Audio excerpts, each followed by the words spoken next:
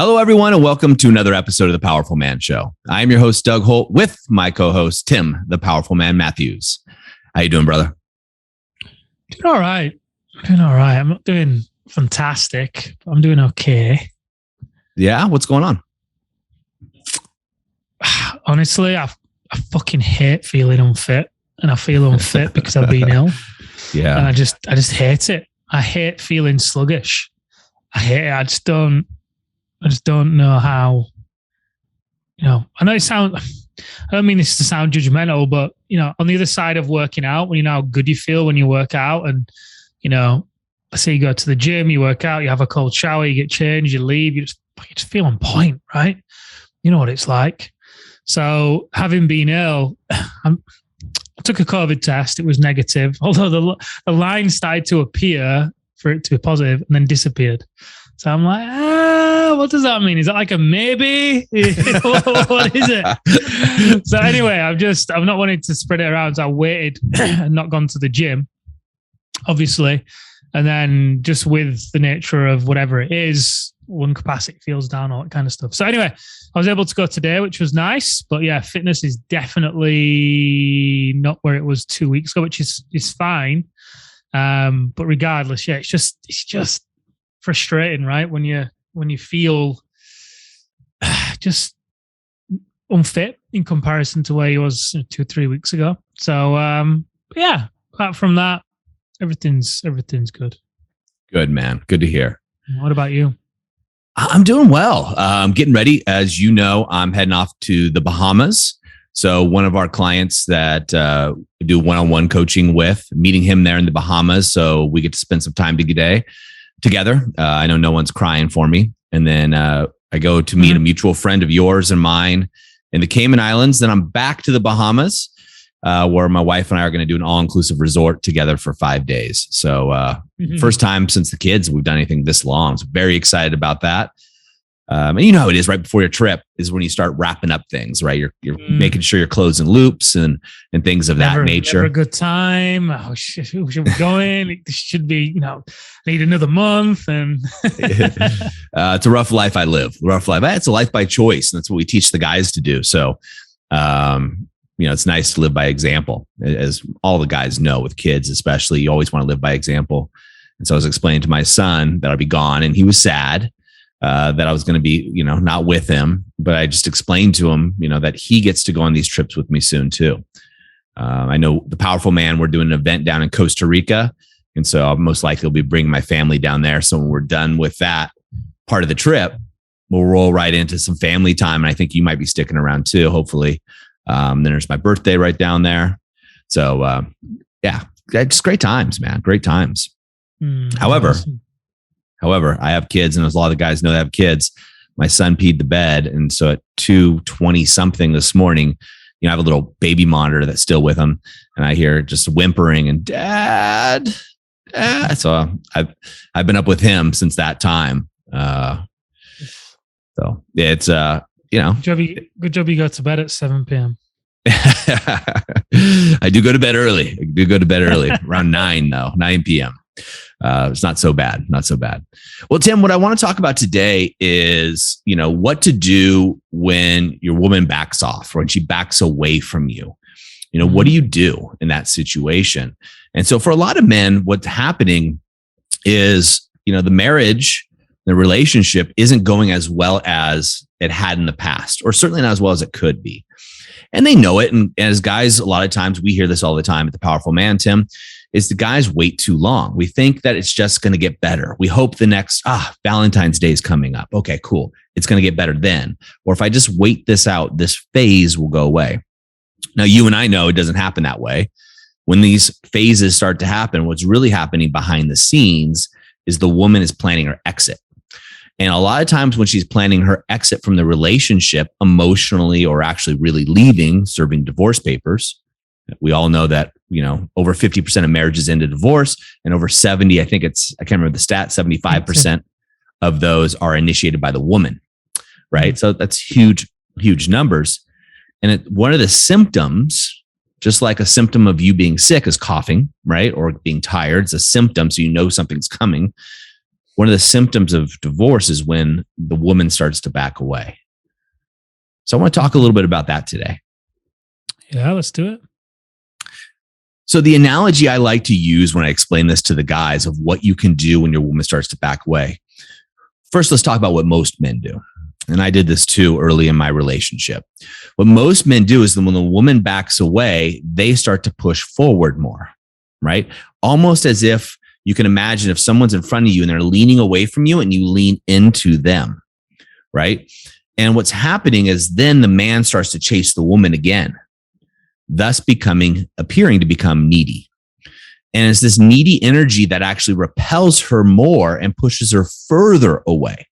Now, the best analogy you can think of, if you've ever been around cats, right? If you go into someone's house that has a cat, if you walk in right away and you go over to pet that cat, the cat gets up and runs away, you know?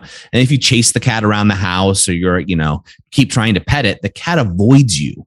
The more and more you do this, the more and more the cat goes further away. And eventually the cat hides and you're never going to see the cat again. It's the same thing with a woman, right? In a lot of relationships, the men are being needy at this point when the wife pulls away and they start to chase. And just like the cat that runs away when it's being chased or when it feels needy energy, their wives are doing the same thing.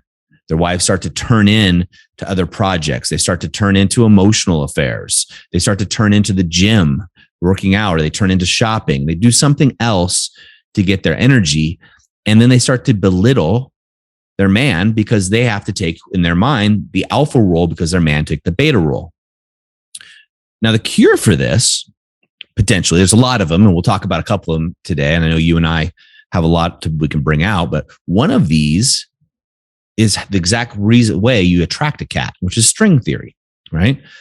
So I go to the same house, I see the cat, but I ignore it, right? Not rudely, but I just ignore it. And maybe I lightly put a string or play with my shoelace a little bit, right? So the cat has attention on me. And if I ignore that cat, inevitably the cat's going to come over and look at the string that I'm playing with it. I give it and I pull it away. I give it and I pull it away. And the cat's going to end up on my lap, right? And the cat starts following me around the house. I pay attention to the cat when it comes to me, but I ignore the cat when it doesn't. And this is what we talk about also with having this kind of idea of being engaged, but being indifferent of the outcome. So engaged indifference, as I always say. You're engaged with your wife or your partner when she's there, but when she's not, you're focused on you, the self.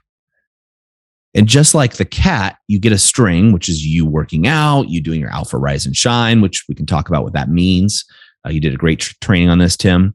We can talk about decompression. You're doing your routines and the things we teach in The Powerful Man. You're using your triad of connection. That's like the string. She's seeing you improve. She's seeing you do all these things, but you're not chasing her. And just like the cat, she's going to start chasing you instead. Mm-hmm. Yeah. I mean, it's the whole idea of caring less as well, right? So often the guys find themselves in this position where they honestly become a bit desperate to win the wife back, which I get, right? There's a lot riding on this. Sure. Often, if they've got kids and all that fun stuff, and they've built a life together, and he loves her, and I get it, right? But the question to ask yourself is being desperate or whatever behavior it is you're doing, is that what attracted her in the first place? And the likelihood is it isn't, right? And if you look at what you were doing in the beginning, we've spoke before about sexual market value, and usually SMV, an individual's SMV is the highest when they are single and they are either intentionally or unintentionally looking to get into a relationship, right? Usually, be it the man or the woman, they'll be working out, they'll be confident, they'll have passions that they enjoy, hobbies that they pursue, friends that they hang out with. Often they'll be driven in their career, right? They're a catch for the most part, and that is what attracts the woman, pretty much like the string theory, if you will. attracting her and going on a date with her is one of the things that's going on in your life, not the only thing in your life, right? And she feels that she has to compete in those early days, and she may want to compete for your attention, right? You want to go on a date with her, and she wants to dress nice, and she wants to act all flirtatious, and she wants to have a good time with you, so that what? So that you want to go on another date with her, right? It's not a given that there's going to be a second date. So I think it's worth considering. It's, how do you recreate some of that mystery and magic that works for you in the beginning, right? To Doug's point, paying the cat attention when it comes to you and not paying it attention when it doesn't, and getting on with your life, right?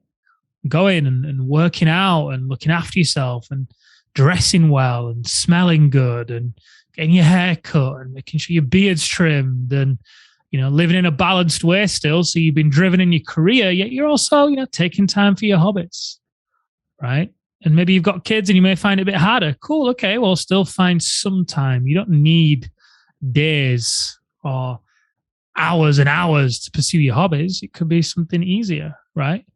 Maybe you could even include your kids in your hobbies to a degree.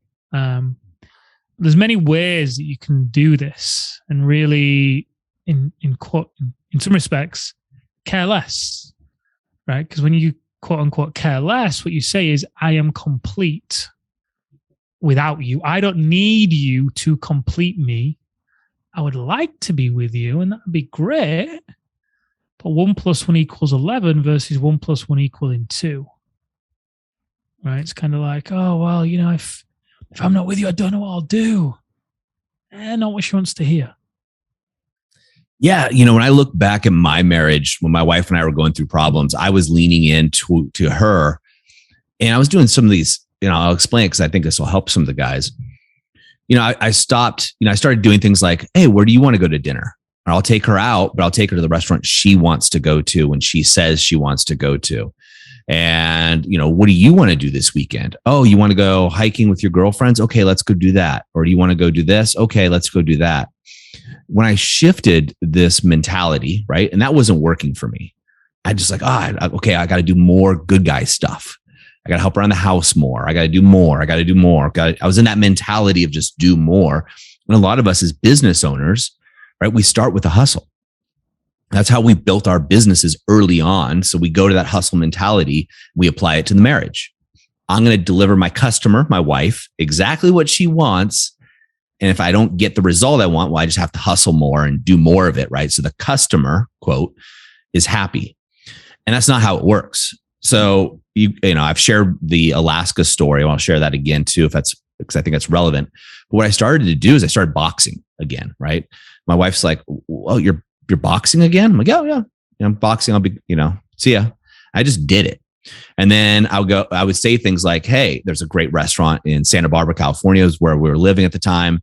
I was like, hey, I'm going to Cava for dinner. Do you want to go? It wasn't like, hey, would you like to go out to dinner on Tuesday? Where do you want to go? I'll make you ready. No, I'm going to Cava. Would you like to go? And I got pushback originally. Like, why are you asking me that way? Why don't you want to include me? All kinds of things. I was like, no, I'm going to Cava. I'm going. Do you want to go with me? And if not, that's cool. Go out with your girlfriends, go do something else. I'm still going. And I would go, guys. That's the key. When I got pushback in tests of her like, no, I don't want Mexican food tonight. Cool. See you later. And I would go. And I wasn't being a jerk. I was being engaged and indifferent in her. Now she would push back and say I was being a jerk, but the results said something different. Her words were, I don't like the way you're saying this, or why don't you do it this way? Because I was changing and shifting. So now she wasn't sure what was going on. So now she was starting to lean in. There was more mystery. Why is Doug boxing again? He's starting to get really good in shape again, because I was really good when we got married. And I stopped doing things so I could do more of her stuff. Wait, now Doug is going to restaurants, but he's not asking me where I want to go. He's just going. And if I don't go, who else is going to be there? Right? There's mystery in her mind. And this started to bring my wife in because she wanted to know what was going on. And she would tell me, she's like, this is sexy. Right. And I would, when I was going out, I would dress nice.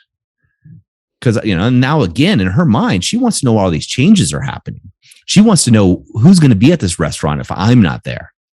Doug's going to be sitting at this nice restaurant, and there's going to be good looking women there. He's looking better. I'm not saying I'm looking good, but he's looking better. There's a challenge there for her, right? Now there's competition, as to Tim's point in the mind. There's always going to be someone leading the relationship, right? I think that's what some guys kind of forget. And there's always one person collapsing into the frame of the other person. There just is. This happens throughout life. It's not just in your relationship. It's, throughout life. But anyway, in terms of the relationship, point being, if you are then wanting to keep her happy because you're afraid to lose her, you are then playing not to lose versus playing to win. You're already on the back foot because you're going to second guess yourself. Oh, well, I don't want to rock the boat. I don't want to upset her in case I push her away. Well, spin on its head. If you were playing to win, what would you do? Yeah. If you were playing to win and you were taking control and leading yourself and the relationship, what might that look like? And obviously you've just given various examples, Doug, but the reality is, even if you're saying, hey, where do you want to go for dinner? She's leading.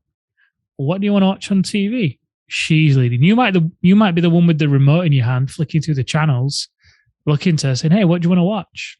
But she's the one that's making the decision. You might be the one that's saying, hey, we're going to go for dinner tonight, or let's go for dinner tonight, or would you like to go for dinner tonight? All of those, you're still putting the leadership on her. Where would you want to go? Right? So there's always somebody leading, and the more that you take imperfect action with this, because look, there's going to be times throughout you doing this and leading in this way where internally you are more than likely going to be second guessing whether or not you actually do want to go for dinner at that restaurant. But what's more important is to just make a decision and go, even if it may not be the best meal you've ever had, because the payoff from the decisiveness and the leadership far outweighs the payoff of picking the perfect restaurant, right? And the more that you do this and the more you do it consistently, the more she's just going to then start looking to you for the leadership.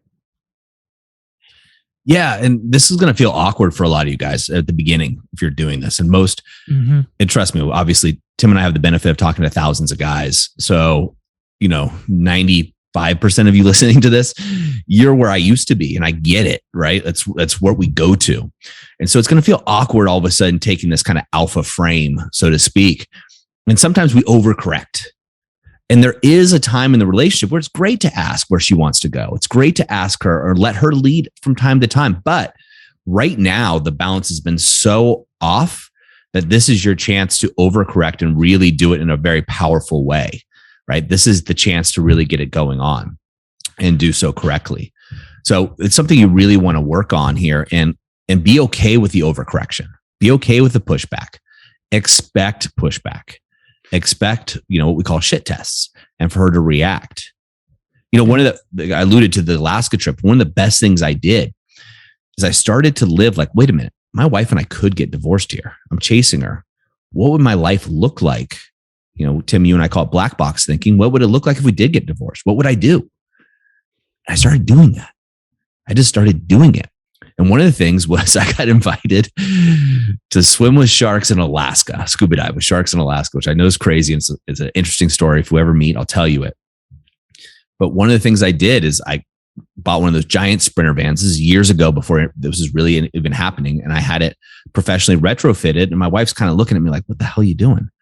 Right. And it's expensive, right? It's a 6-figure purchase. And I looked at her. I remember exactly where we're sitting in Santa Barbara having a glass of wine. And she was kind of giving me shit tests. I said, look, I'm going to Alaska. I'm driving. It's been a dream of mine to always do. It takes 5 days to drive there straight through. It's such a long drive from where we were in Santa Barbara. I have a seat next to me in the passenger seat. I'd love it if you go with me, but your choice. I got tons of pushback. What do you mean? Da, da, da, da. You go, look, I am going to Alaska. And I had 3 companies at this time, Tim. I am going to Alaska. I'm going on this diving trip. I'd love for you to join me. It'd be a great adventure. I'd love for you to sit shotgun. If you want to sit shotgun, that seat is there for you. If you don't, that's cool too. I just remember the look on her face. And it was a look of just bewilderment met with awe. Because I was resolute. There wasn't a question if I was going to Alaska. There wasn't a doubt in my mind or her mind at this point. And so the choice became, do I go with this guy on this journey or not? Do I stick to my guns and not go and push him back? Mm-hmm. My wife and I had a great time. In fact, our first child was conceived on that trip. We had a great time. And we took several weeks, enjoyed the experience on the trip. But that's when things really shifted again, my marriage. Yeah. And the key here in the analogy, what I want you guys to get is I was driving. My wife was in the passenger seat. And you're going to get pushback, right? They're going to, even now, Amelia does it with me, right? I'll say, like yesterday morning, I was up, I'm up before every day anyway, just doing the Alpha Rise and Shine and whatnot. So anyway, I'd completed that, had a shower, came down. I was dressed in my walking gear because I knew I had a small window of time. I wasn't going to go to the gym as I spoke about earlier, but I wanted to get some fresh air, right? So I come down, I'm like, hey, do you want to go for a walk? Oh, well, how much time do we have? Where can we go? Blah, blah, blah. I said, well, I'm going to go to the beach. And I'm going to go, I'm going to set off in half an hour. If you want to come, then, I'd love for you to join. But, if you don't want to, no worries. You sure you want to go to the beach? What if we just go around here, Are you sure the beach? Because it's high tide and it's this and it's that. And she's going to test my decisiveness. Sure. And I'm like, yeah, I'm going to the beach and, whatever. I'm sure it'll be fine. I'll figure it out. And anyway, long story short, I set off when I said I was going to leave and went to the beach. And I was there for like 20 minutes or whatever, but I was enough. I enjoyed it. Loved it. Came back. Just a little nice thing to fill my cup, right? So it's not like, don't view the test, if you will, as a slate on your leadership, or don't allow it to fuel any indecision, right? Because some guys don't know what they want to do, and that's fine. Some guys don't know what they enjoy, and that's okay.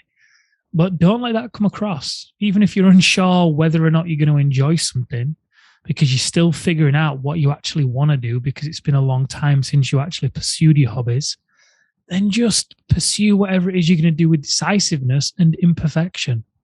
And if it turns out like yesterday, I didn't like the walk on the beach, maybe, who knows, it started pouring down with rain all of a sudden. I got soaking wet through and I walked back in through the door, and Amelia's stayed home and she's all nice and dry. And she goes, see, I told you shouldn't have gone to the beach. Like, no, I still enjoyed it. It's all good. Whatever reason, you can spin it, right? You just remain solid in your decisiveness. The key thing, or one of the key things with this, is just take action, imperfect action on heading in the direction that you want to go in. That's way more important than getting the restaurant or the hobby or the activity or whatever it is spot on. Yeah.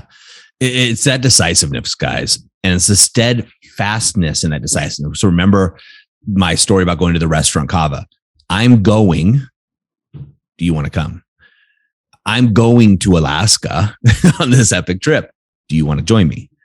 There was no question like, hey, I'm thinking about going to Alaska. Hey, I'm thinking about going to this Mexican restaurant. What do you think? I was going, and I wasn't being a jerk about it. I knew I was going, and I was decisive. I made a choice. And that's where a lot of the guys find out from their wives early on, especially when they join the activation method, right? Because a lot of guys will go back and they'll ask their wives, their relationship's not working. They'll ask their wife, hey, is it okay if I join this program? And of course, the wife's going to say a lot of times, no. Why is she saying no? 1, she doesn't want you to spend any money. 2, she doesn't want you to invest time. 3, she's going to test you. How really serious are you about this? Right? And when she's doing that, she's testing to see if you're going to be decisive and actually follow your true north. It's like asking, is it okay if I fix the marriage? Yeah. Is it okay if I do that? Is it okay if I try to show you that I love you? Is it okay that I ask you out on a date? Is it okay that I actually fancy you? Is it okay that I actually get into a relationship? Come on. A guy posted in our private community just the other day, Tim, and he said when he joined, he got so much crap from his wife, like tons. She thought, what a waste. I can't believe you're doing this. She just slaughtered him. Fast forward, I think it was 5 weeks or so into the program. She said, this is the best investment we've ever made. Ever. They're sitting in Hawaii on the beach. He shared a picture. I want to post it in the Facebook group. We've talked about that. I'll just have to cross their names out and everything else. But here's the deal, guys, right? Just like the restaurant, just like Alaska, just like the program, you have to be decisive. You have to be steadfast. You have to know what you want and go for it. Know what you want and go for it. And if she gives you pushback, you have to say, hey, look, this is what I'm doing. You could say why, but you don't have to go into deer mode, right? Defend, explain, excuse, react. Decisiveness. You got to be willing to be wrong. A lot of guys, like I said, they get into a scenario where they play not to lose, right? Because see the relationship has been in this fragile place, which it might be, and they don't want to risk pushing the wife further away, quote unquote. So then they don't want to risk looking selfish, right? So then they play not to lose by playing safe, yet playing safe is on the back foot, which she feels that, and then that pushes her further away anyway. You've got to be willing to play to win, and you got to be willing to get it wrong as well, right? But be strong enough to know that getting it wrong, let's say she says yes to the restaurant and the meal turns out to be fucking rubbish. You've got to be willing to just, spin that. Turn that into a playful encounter, let's say. However you want to do it, rather than being so terrified because the relationship might be quote unquote fragile that you don't want to get it wrong. So you put it on her. You've got to be willing to, like I said, take imperfect action and just get it wrong. Just do like you did it in the beginning. 100%. Guys, like Tim said, the key here is taking action. And that's what we always want you guys to do. So whatever insights you guys got from here, I want you to take action. Take action right now. Be decisive. Make your move. Be decisive. Make your move. No matter what you do. In the moment of any insight, take massive action. Gentlemen, I'd love to hear what it is you're going to act on. I'm calling you out. Go ahead on the Facebook group and let me know. I want to see those posts on there, guys. I know you guys are very active in the community. Guys that are in our private community, same goes for you guys. I'd love to see what you're going to be decisive on as well. Tim, as always, love your insights. Gentlemen, take massive action, and we'll see you next time on The Powerful Man Show.